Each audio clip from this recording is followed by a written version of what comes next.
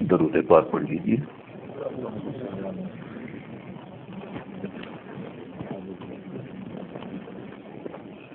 نحمده ونصلي على رسوله الكريم، اما بعد فاعوذ بالله من الشيطان الرجيم، بسم الله الرحمن الرحيم، يحبونهم كحب الله والذين آمنوا أشد حبا لله، صدق الله العظيم۔ میرے عزیزو، میں نے آپ کے سامنے اس محبوب حقیقی کے کلام کی آیت کا ایک چھوٹا سا حصہ تلاوت کیا ہے جو میرا اور آپ کا محبوب حقیقی ہے، تمام کائنات کا مالک ہے، جس کو اپنی زبان میں اس مزاج کے ساتھ اللہ کہتے ہیں۔ جیسے اللہ کو بزرگی ہے، ایسے اللہ کے کلام کو بزرگی ہے۔ اللہ رب العزت اپنے پیارے کلام میں کیا ارشاد فرماتا ہے؟ یحبونہم کحب اللہ والذین آمنوا اشد حبا للہ۔ کوئی کسی سے محبت کرتا ہے، کوئی کسی سے محبت کرتا ہے، مگر میرے چند بندے ایسے ہیں مجھے سے محبت کرتے ہیں، دوسری چیزوں کی طرف نظر اٹھا کر بھی نہیں دیکھتے۔ اللہ اکبر۔ جن کو اللہ نے اپنی ایسی محبت نصیب فرمائی ہے کہ جن کی نظریں، جن کے دل، جن کی روحیں اپنے محبوب حقیقی کے لیے بے چین رہتے ہیں کہ میرے عزیزو اللہ کے بندے کیسے ہوں گے، ان کی پیشانیاں کیسی ہوں گی، ان کے دل کیسے ہوں گے۔ کہ میرے عزیزو، محبت ہمیں سبھی کو اللہ کی ہے یا نہیں ہے؟ ایمانداری سے بتلاؤ۔ محبت ہے تبھی ہم نے نماز پڑھی ہے، محبت ہے تبھی ہم نے ٹوپی اوڑھی ہے، عبد الرحمان، عبد الکریم، عبد الستار ہم نے نام رکھے ہیں، ہم مسلمان ہیں۔ محبت ہے تبھی ہم نے مسجدیں بنائی ہیں، محبت ہے تبھی ہم نے مدرسے بنائے ہیں، محبت ہے تبھی ہم دین کے چھوٹے بڑے کاموں میں لگے ہوئے ہیں۔ مگر میرے اسی سے یاد رکھیے، محبت جو ہوتی ہے ایک ہوا کی مانند ہوتی ہے۔ کیسے کہ ابھی بھی پرواں کی ہوا چل رہی تھی، کچھ دیر کے بعد پچھم کی ہوا چل جاتی ہے، ابھی ابھی تیز چل رہی تھی، ابھی ابھی وہ آہستہ ہو جاتی ہے۔ جیسے ہوا کا اعتبار نہیں، اسی طریقے سے محبت کا بھی اعتبار نہیں۔ مگر یہاں اللہ رب العزت نے شدت کا الفاظ بتا دیا ہے، اشد حبا۔ مگر ہاں، جن کو شدت کی محبت، شدید محبت، اس شدید سے نکلتا ہے عشق قرآن میں، جن کو شدید محبت اللہ سے ہو گئی ہے، ان کی نظریں کسی اور کی طرف نہیں ہوتی ہیں سوائے اپنے محبوب کے، اپنے محبوب کو پسند کرتے ہیں۔ اس شدت کی محبت میں میں ایک دو باتیں بتلانا چاہتا ہوں جو کہ سمجھ میں آ جائے۔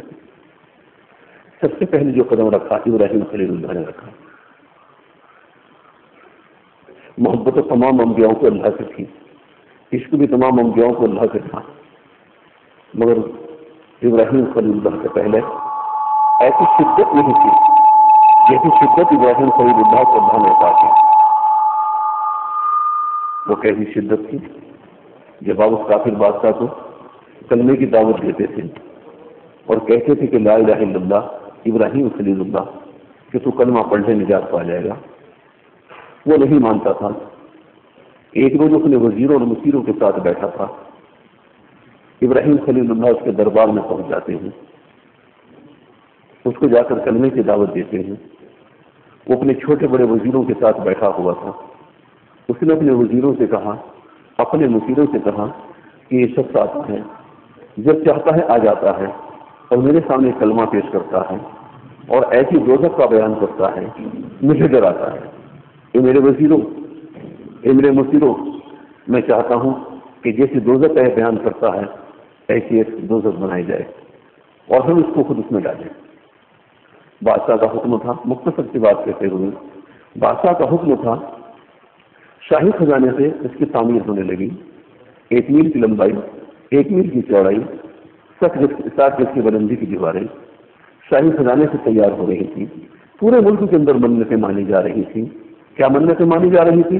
میرے یہاں اگر بیٹا پیدا ہو گیا، میرا مسافر اگر خیریت سے آ گیا، میرا بیمار اگر اچھا ہو گیا، میری تجارت میں اگر منافع ہوا، ونعوذ باللہ ابراہیم خلیل اللہ کے جلنے کے لیے اتنی لکڑیاں، اتنا روغن پہنچاؤں گی یا پہنچاؤں گا۔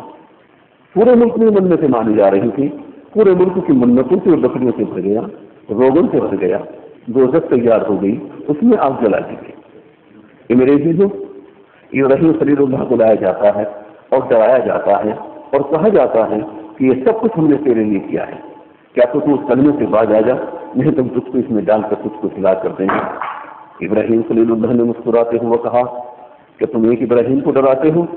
ابراہیم کی جسم پر جتنے روئے ہیں، اگر ہر روئے کے بدلے میں ابراہیم کو زندہ کیا جائے اور اس میں جلایا جائے، ابراہیم اس چیز کو پسند کر سکتا ہے، مگر لا الہ الا اللہ کو چھوڑ دے یہ پسند نہیں کر سکتا۔ بہرحال اس کافر کو دھتکار دیا۔ کافر نے کہا کہ سوچ لیں، کہ میں نے سوچ لیا۔ میرے عزیزوں ہواؤں کو فرشتہ آ جاتا ہے، دو باتیں یہاں پر میں کہنا چاہ رہا ہوں۔ یہ دونوں باتوں کا تعلق توحید سے، توحید کے بغیر میرے عزیزوں کچھ نہیں۔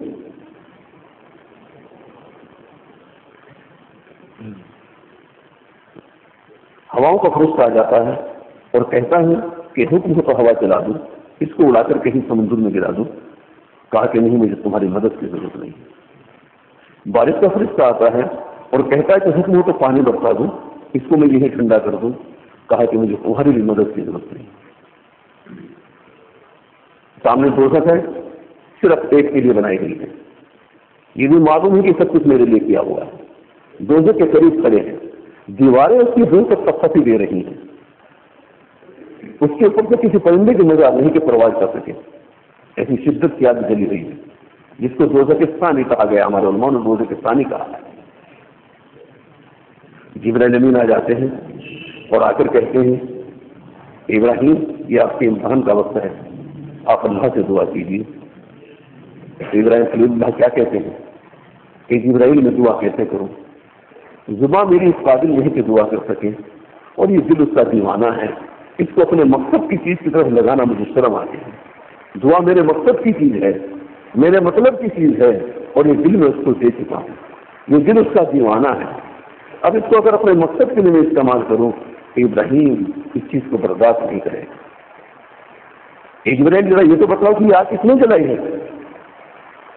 کہا کچھ کافر بادشاہ نے جلائی ہے، کہ کیا اس کو اتنی طاقت ہے کہ وہ آگ جلا سکتا ہے؟ اس کو کس کا حکم ہے؟ کہا کہ اس کو بھی اللہ کا حکم ہے، کہ اللہ کا حکم ہے کہ ہاں جبرائیل دور ہٹ جاؤ، یہ خلیل کا جلیل کا معاملہ ہے، یہ خلیل کا اور جلیل کا معاملہ ہے، کسی اور کا معاملہ نہیں ہے، دور ہٹ جاؤ۔ کہ میرے عزیزوں ایسے نازک وقت میں سامنے دوزخ چلی ہوئی ہے، شدت کی آگ ہے، فرشتے مدد کے لیے آ رہے ہیں اور سب کی مدد سے انکار کر دیتا ہے۔ کیسا تعلق اللہ سے ہوگا؟ بہرحال آپ کو ڈالا گیا، وہ محبوب حقیقی کی شان جلال جوش میں آ جاتی ہے اپنے دیوانے کے لیے، فوراً حکم دیتا ہے اللہ انار رکونی برد و سلام، یہ آگ کو سلام کی آگ بن جائے۔ بہرحال وہ سلام کی آگ بن جاتی ہے۔ 4 دن یا 40 دن یا 60 دن یا 120 دن مختلف روایات کے اعتبار سے آپ اس کے اندر رہے۔ جو لکڑیاں جل رہی تھی پھول اور میوے لے آتی ہیں، جو روغن جل رہا تھا دودھ اور شہد بن جاتا ہے۔ آپ کے جسم کا تکیا، آپ کے کپڑوں کا بھی کوئی دعا نہیں جلائے۔ والذین آمنوا اشد حبا للہ، جو شدید محبت اللہ سے ہو جاتی ہے تو دوزخ جیسی چیز سے بھی اللہ کا ایک عاشق نہیں گھبراتا ہے۔ ہم نے جو کہنا چاہ رہا تھا وہ یہ بات کہنا چاہ رہا تھا جو اب آنے والی ہے۔ کسی نے بعد میں پوچھا کہ ابراہیم خلیل اللہ کو اس آگ کے اندر کیسے محفوظ رہ گئے، دوزخ کے ثانی کے اندر کیسے محفوظ رہ گئے؟ ہماری سمجھ میں بات نہیں آ رہی کہ جس کو دوزخ کے ثانی کہا گیا اور ایسی شدت کی آگ جلی ہوئی تھی، کسی پرندے کی طاقت نہیں جس کے اوپر سے پرواز کر سکے، اور تم اس کے اندر محفوظ رہے۔ کہا کہ کافی نے آگ جلائی تھی، جیسا وہ کافی ذلیل حقیقت ایسی آگ اس نے جلائی تھی۔ ابراہیم نے اپنے سینے کے اندر اپنے محبوب حقیقی کے عشق کی آگ جلائی تھی۔ وہ کمزور تھا، اس کی آگ بھی کمزور تھی۔ ابراہیم کو اپنے محبوب سے تعلق تھا، وہ مضبوط تھا، اس کا محبوب طاقتور تھا۔ جب ایک میدان میں 2 پہلوان لڑتے ہیں تو جو کمزور ہوتا ہے طاقتور اس کو پچھاڑ دیتا ہے۔ وہ میرے محبوب کی طاقت کے سامنے کیا طاقت رکھتا تھا، یا میرے محبوب کی عشق کی آگ کے سامنے اس کی بات کیا طاقت رکھتی تھی۔ بس میرے محبوب حقیقی کی جو عشق میرے دل میں تھا بس اس سے میں محفوظ رہا، اور میرے پاس کوئی طاقت نہیں تھی۔ فرشتوں کی طاقت کو انکار کر دیا تھا۔ والذین آمنوا اشد حبا للہ، جب شدید محبت میرے سے اللہ سے ہو جاتی ہے، آگ جیسی چیز بھی کچھ نہیں کر پاتی ہے۔ آپ نے سنا ہوگا بہت سے اللہ دعا کے کہ جلتے ہوئے تندور میں کود گئے، آگ اٹھا کر ہاتھ میں لے گئی۔ یہ کیا ہے؟ یہ تعلق مع اللہ کی بات ہے، اللہ کے عشق کی بات ہے، اللہ کی محبت کی بات ہے، اللہ کی معرفت کی بات ہے۔ جب اللہ سے شدید محبت ہو جاتی ہے تو اجزاء کیا، شیر اور چیتے کیا، ان کی خدمت کرنے کے لیے تیار ہو جاتی ہے۔ میری آنکھوں کے نور، اے میرے دل کے سرور، بس میں تجھ کو چاہتا ہوں اور کچھ نہیں چاہتا۔ ہدایت بستانی وہ ہمارا سچا عاشق ہے۔ جتنی چیزیں ہم نے تجھ کو گنوائی ہیں، اگر تو ان میں سے ایک کو بھی پسند کر دیتا، ہم تجھ کو اسی میں الجھا دیتے اور اپنے تک نہ آنے دیتے، یا ہر چیز ہمیں تیری غلام بن جاتی۔ یحبونہم کحب اللہ والذین آمنوا اشد حبا للہ، جو شدید محبت اللہ سے ہو جاتی ہے، جنت کی محبت اسی کی پڑ جاتی ہے، کشف و کرامات اسی کے پڑ جاتی ہیں، دنیا کی سلطنت اسی کی پڑ جاتی ہے۔ جو اللہ کی شدید محبت ہو جاتی ہے، وہ اپنے محبوب کو پسند کرتے ہیں، کسی اور چیز کو پسند نہیں کرتے۔ جو دانا ہے، جو سمجھدار ہے، جو اپنے اللہ کے علاوہ کسی اور کو پسند نہیں کرتے۔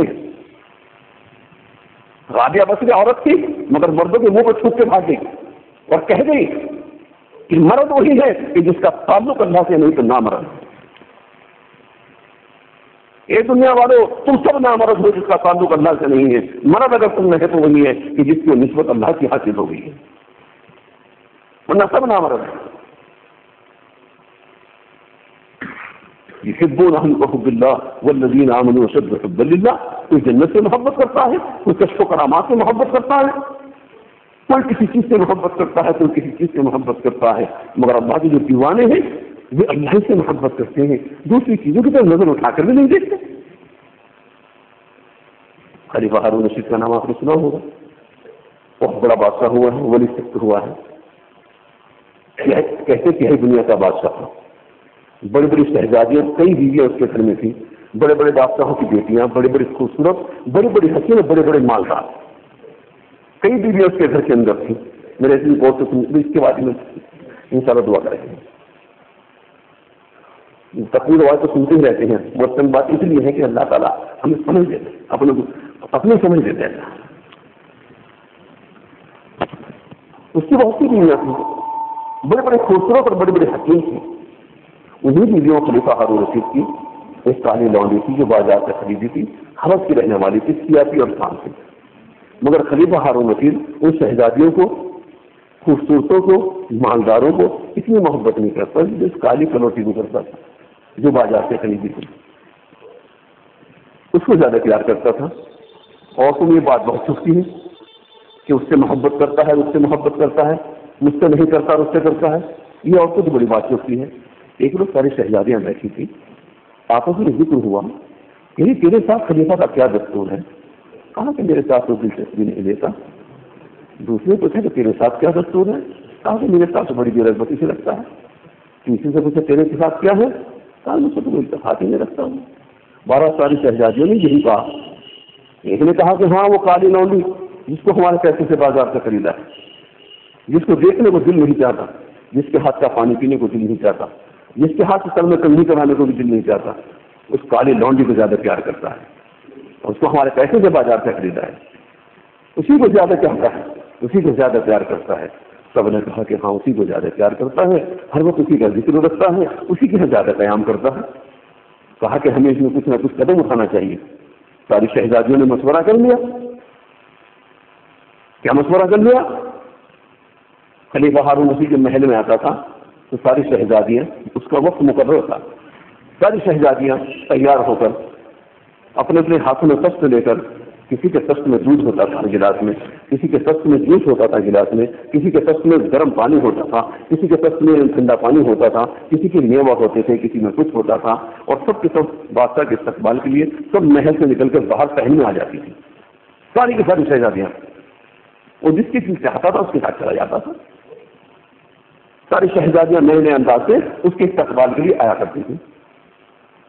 سب نے مشورہ کیا، کیا مشورہ کیا کہ آج جب وہ محل میں آئے تو اس کے استقبال کے لیے نہ نکلے، وہ خود اپنے آپ کچھ نہ کچھ اس میں غور کرے گا، عورتوں کی بات، عورتوں کی مت۔ سب نے ایسا ہی کیا۔ اس میں جب خلیفہ ہارون رشید محل میں آیا، ایک بھی استقبال کے لیے باہر نہ آئی، خلیفہ ہارون رشید اکیلا پہن میں کھڑا، سوچنے لگا کہ آج میری بیویاں بیمار ہو گئی. ایک بیمار ہو جاتی, دو بیمار ہو جاتی, کہ سبھی بھائی بیمار ہو گئی. پھر سوچنے لگا کہ شاید میری بیویوں کو نیند آ گئی. ایک کو نیند آ جاتی, دو کو نیند آ رہی, کہ سبھی کو نیند تھوڑا ہی آ گئی. شاید میری بیویاں میکے چلی گئی, اور ایک چلی جاتی, دو چلی جاتی, سب کے سب میکے تھوڑا چلی گئی. کچھ نہ کچھ راج ہے. خلیفہ ہارون رشید بات سمجھدار بات تھا. اس نے ایک آواز لگائی, میری پیاری بیویوں کیا بات ہے, آج کوئی بھی میرے استقبال کے لیے باہر نہیں نکلی, آج میں تم کو ناراض پا رہا ہوں. اندر سے ایک آواز ہوگا, سب کیا کہتی ہیں کہ ہاں ہاں ہاں ہم آپ سے ناراض ہیں, ہاں ہاں ہاں ہم آپ سے ناراض ہیں. کہیں میری پیاری بیوی باہر سے آؤ, کم سے کم بتلاؤ تو کوئی ناراضگی کا کیا ثبوت ہے, کوئی ثبوت تو دے دو.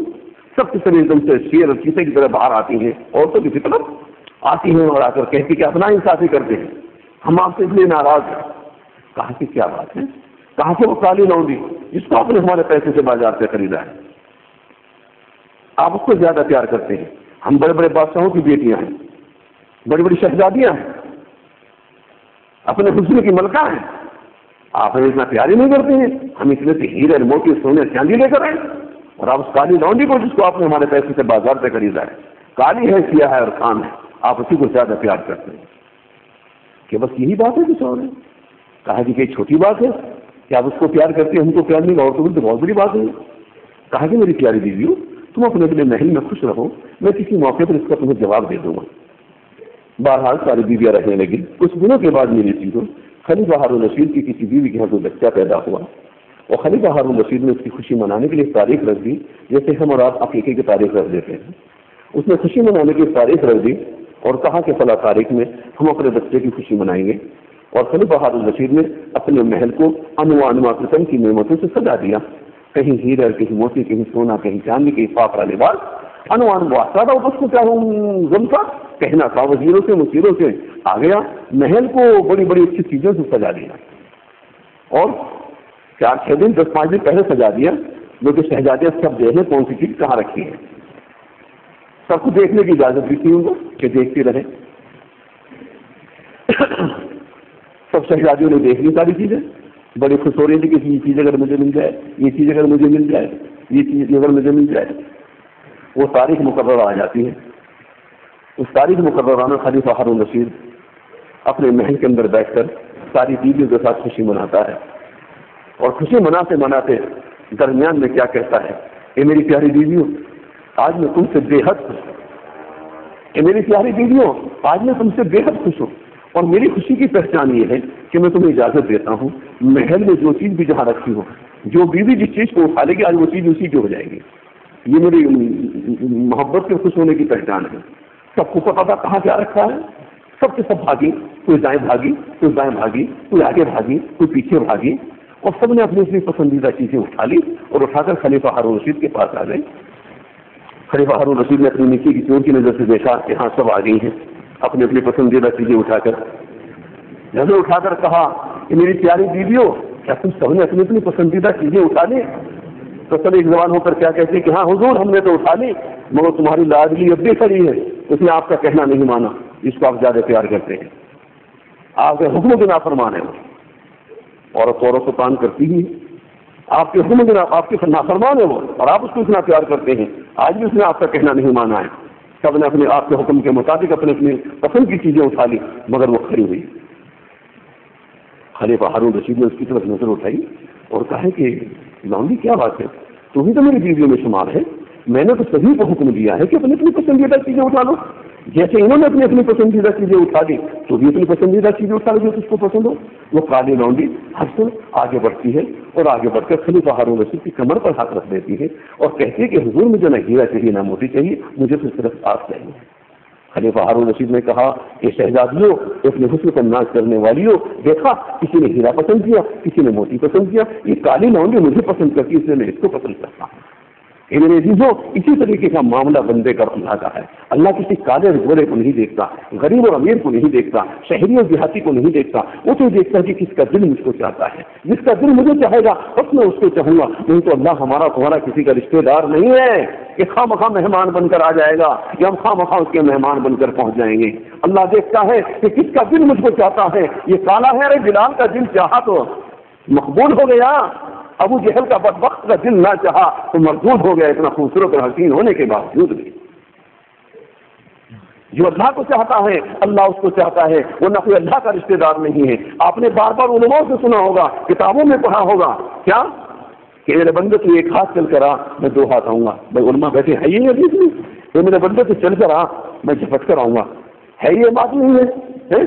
کہیں آپ نے یہ بھی سنا ہے یا پڑھا ہے کتابوں میں کہ لیٹے رہیے، بیٹھے رہیے، سوتے رہیے، کھاتے رہیے، پیتے رہیے، میں وہیں آ جاؤں گا؟ یہ میرے بندے تو پہل کر، تو چل کر آ، میں جھپٹ کر آؤں گا، تو ایک ہاتھ چل، میں دو ہاتھ چلوں گا۔ یہ میرے چیزوں چاہت ہمیں ہے، پیاس ہمیں ہے، طرف ہمیں ہونی چاہیے۔ ہمیں اگر طرف ہوگی اللہ ہماری طرف کو دے کر اپنے لیے قبول کر لے گا اور ہمیں اپنے قریب لگا لے گا۔ یہ میرے چیزوں یحبونہم کحب اللہ والذین آمنوا اشد حبا للہ، جو اللہ کے نیک بندے ہیں، اچھے بندے ہیں، سمجھدار ہیں، بس وہ اللہ ہی کو پسند کرتے ہیں، کسی اور چیز کو پسند نہیں کرتے۔ وہ کالے اور گورے کو نہیں دیکھتا، شیخ اور سید کو نہیں دیکھتا۔ مرزا نے کہا ہے یہ تو سید بھی ہو، مرزا بھی ہو، افغان بھی ہو، مگر یہ تو بتلاؤ کہ مسلمان بھی ہو۔ اچھا، وہ کسی کو نہیں دیکھتا ہے۔ بلال حبشی قریشی خاندان کے نہیں تھے، سلمان فارسی فارس کے رہنے والے تھے، قریش خاندان کے نہیں تھے۔ جس کو اللہ کی نسبت حاصل ہو گئی وہی سیدی ہے، وہی سندی ہے۔ اللہ کی نسبت حاصل نہیں ہوئی، نہ وہ سیدی ہے نہ وہ سندی ہے۔ اللہ کے نبی صلی اللہ علیہ وسلم سے کسی نے پوچھا کہ اللہ کے نبی آپ کے کوئی بیٹا تو ہے نہیں، آپ کی وراثت کا حقدار کون ہے؟ تو آپ نے کیا ارشاد فرمایا؟ تقوی اور پرہیزگاری میری وراثت ہے، چاہے مشرق کا رہنے والا ہو چاہے مغرب کا رہنے والا ہو، جو تقوی اور پرہیزگاری اختیار کرے گا وہ میری روحانی عالم ہے۔ انگریزی ہو، اگر ہم پرہیزگاری اختیار کریں، اللہ کا قرب حاصل کریں تو ہم رسول اللہ کی عالم سے کہلانے والے بن جائیں گے، سید اور سند بھی بن جائیں گے، ہاں امام بن جائیں گے، فقیر بن جائیں گے، بڑے قاضی القضات بن جائیں گے۔ اللہ رب العزت نے اپنے دیوانوں کے لیے بڑے بڑے ہیرے، بڑے بڑے موتی استعمال کر رکھے ہیں کہ میرا دیوانہ کوئی بن تو جائے، میرا دیوانہ کو مجھ سے جڑ تو جائے۔ تو میرے عزیزو، اللہ ہمارا کسی کا رشتہ دار نہیں ہے کہ وہ خواہ وہاں کسی کو آ کر سمجھ جائے گا۔ پہل ہمیں کرنی ہے، جد و جہد ہمیں کرنی ہے۔ وہ کسی کالے اور گورے کو نہیں دیکھتا، حسین اور خوبصورت کو نہیں دیکھتا، شہری اور دیہاتی کو نہیں دیکھتا، محل اور بنگلے کو نہیں دیکھتا، چاہے جنگل کا رہنے والا ہی کیوں نہ ہو، چاہے موچی جوتا کاٹنے والا ہی کیوں نہ ہو، اگر اس کا دل اس کو چاہ رہا ہے تو وہ اس کو چاہ رہا ہے۔ تو میرے عزیزو، اپنے اللہ سے ایک نسبت پیدا کرو، اپنے اللہ کی شدید محبت پیدا کرو۔ شدید قرآن کہہ رہا ہے، میں نہیں کہہ رہا ہے، اشد حب للہ، علماء بیٹھے ہیں، اشد حب للہ۔ یہ میرے علماء، اگر تم نہیں یہ چیز پیدا کرو گے پھر کون پیدا کرے گا؟ یہ عالموں تمہارے بیچ میں کون سی چیز آگے بنی ہوئی ہے کہ اللہ نے تم کو علم دے دیا، قرآن دے دیا، حدیث دے دی، اور پھر تم اللہ سے دور ہو؟ کیوں نہیں اپنے اللہ سے چمٹ جاتے ہو؟ کیوں نہیں اپنی نسبت اپنے محبوب سے پیدا کر دیتے ہو؟ کیوں چھینکے کے پیچھے بھاگے پھر رہے ہو؟ کیوں کرکٹ کے پیچھے بھاگے پڑ رہے ہو؟ ارے جو مغز ہے، بادام کی جیری ہے، اس کو پکڑو، کوڑا کرکٹ نہ پکڑو، کوڑے کرکٹ سے تعلق پیدا مت کرو، اپنے محبوب حقیقی سے تعلق پیدا کرو، شدید محبت اپنے محبوب کی پیدا کرو، تو انشاءاللہ ایسے ہوگا۔ شدید محبت اپنے محبوب سے کریں گے۔ ہمارا محبوب کون ہے بتلا دو دے، ہمارا محبوب حقیقی کون ہے؟ کون ہے؟ اللہ۔ کون ہے ہمارا محبوب حقیقی؟ اللہ، وہ ہمارا محبوب حقیقی ہے۔ باقی سب فانی ہے، سب فنا ہے، سب قدم ہے، سب اپنے اپنے مطلب کے ہیں، اپنے اپنے مقصد کے ہیں۔ بس محبوب حقیقی اگر ہے تو وہی ہے کون؟ اللہ۔ کون ہے؟ اللہ۔ انشاءاللہ اللہ کے بندے رہیں گے، سچی محبت، شدید محبت۔ لمبی بات کہنی نہیں آ رہی، میں معذرت چاہوں گا، تھوڑی سی دعا کر لیتا ہوں مختصر ہے۔ اللهم صل على سيدنا محمد وعلى آل سيدنا محمد وأصحاب سيدنا محمد وبارك وسلم عليه۔ اللهم صل على محمد وعلى آل محمد كما صليت على إبراهيم وعلى آل إبراهيم إنك حميد مجيد۔ اللهم بارك على محمد وعلى آل محمد كما باركت على إبراهيم وعلى آل إبراهيم إنك حميد مجيد۔ اللهم إنك عفو تحب العفو فاعف عنا يا عفو۔ اللهم يا مقلب القلوب ثبت قلبي على طاعتك۔ اللهم يا مقلب القلوب ثبت قلبي على طاعتك۔ اللهم يا مقلب القلوب ثبت قلبي على طاعتك۔ يا حي يا قيوم يا لا إله إلا أنت أسألك أن يحيي قلبي بنور معرفتك أبدا يا الله۔ یہ محبوب اپنی معرفت سے ہمارے سینوں کو بھر دے، یہ محبوب اپنی معرفت کے لیے ہمارے سینوں کو قبول کر لے، یہ محبوب اپنی معرفت کے لیے ہمارے قلوبوں کو قبول کر لے، یہ محبوب اپنی معرفت کے لیے ہمارے نفوسوں کو قبول کر لے، یہ محبوب اپنی معرفت کے لیے ہمارے جسموں کو قبول کر لے۔ اے محبوب تو ہمارا سچا آقا ہے، ہم تیرے غلام ہیں، اے آقا اپنا سچا غلام بنا لے۔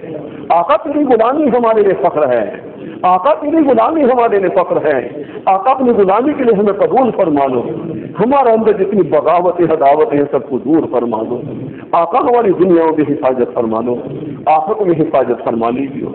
آقا دنیا میں رنگ تو بہت ہیں مگر جس کو تیرا رنگ چڑھ جائے، آقا دنیا میں نشے تو بہت ہیں مگر جس کو تیرا نشہ مل جائے، آقا اپنی محبت کا جام پلا دے، آقا اپنی محبت کا جام پلا دے، اپنے قرب کا کھانا کھلا دے، اپنے انس کی شراب پلا دے۔ اے کریم آقا تو ہمارا سچا آقا ہے، تو ہمیں اپنا سچا غلام بنا لے۔ آقا تیری غلامی ہمارے لیے فخر ہے، آقا تیری غلامی ہمارے لیے فخر ہے، آقا تیری غلامی ہمارے لیے فخر ہے، آقا تو ہمارا آقا ہے، ہم تیرے غلام ہیں، آقا اپنا ہی بنا کر رکھیو، کسی غیر کا نہ بنائیو، تو ہمارے لیے کافی ہے، تیرا نام ہمارے لیے کافی ہے، تو ہمارے لیے کافی ہے، تیرا نام ہمارے لیے کافی ہے۔ اے محبوب، اے محبوب اپنی سچی محبت نصیب فرما دو، درد بھرا دل نصیب فرما دو، درد بھرا دل نصیب فرما دو، درد بھرا دل نصیب فرما دو، اپنی یاد میں نم بھری آنکھیں نصیب فرما دو۔ آقا ہمارے جسم کا رواں رواں تیرے لیے ہو، ہمارے جسم کا اللہ قطرہ قطرہ تیرے لیے ہو، آقا ہماری زندگی کا ہر دن تیرے لیے ہو، آقا ہماری زندگی کی ہر رات تیرے لیے ہو، آقا ہماری زندگی کی ہر خوشی تیرے لیے ہو، آقا ہماری زندگی کا ہر غم تیرے لیے ہو، آقا اس دنیا کی حیات تیرے لیے ہو، آقا دنیا سے جانا بھی تیرے ہی لیے ہو۔ اے محبوب تو ہمارا محبوب ہے، اے آقا ہم تیرے غلام ہیں، نکمے ہیں، کمزور ہیں، ہر اعتبار سے کمزور ہیں، آقا اپنا فہم نصیب فرما دو، اپنا فہم نصیب فرما دو، رہنمائی فرما دو، رہنمائی فرما دو، تو جس کی رہنمائی کرنے ہے آقا اس کو کون روک سکتا ہے۔ اے محبوب بھٹکو وہ پوتنا بنا لو، بھٹکو وہ پوتنا بنا لو، بھٹکو وہ پوتنا بنا لو، ہم تجھے چھوڑ کر کہاں جائیں گے؟ کسی نے کسی کو پکڑ لیا ہے، کسی نے کسی کو پکڑ لیا ہے، ہمارا تو تو ہی ہے جو بھی کچھ ہے۔ اے محبوب اپنا ہی بنا کر رکھیو، کسی غیر کے حوالے نہ کر دیجیو، کسی غیر کا نہ بنا دیجیو۔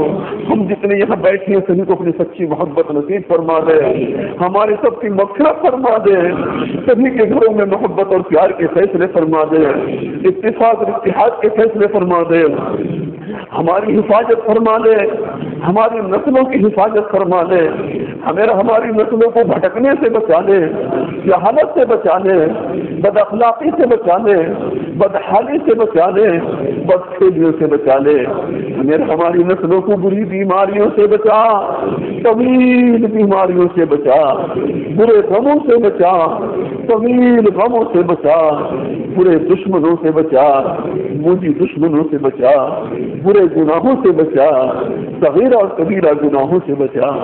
آقا ہماری دنیاؤں کی حفاظت فرما، آخرت میں حفاظت فرمانا، آقا دستگیری فرما لو۔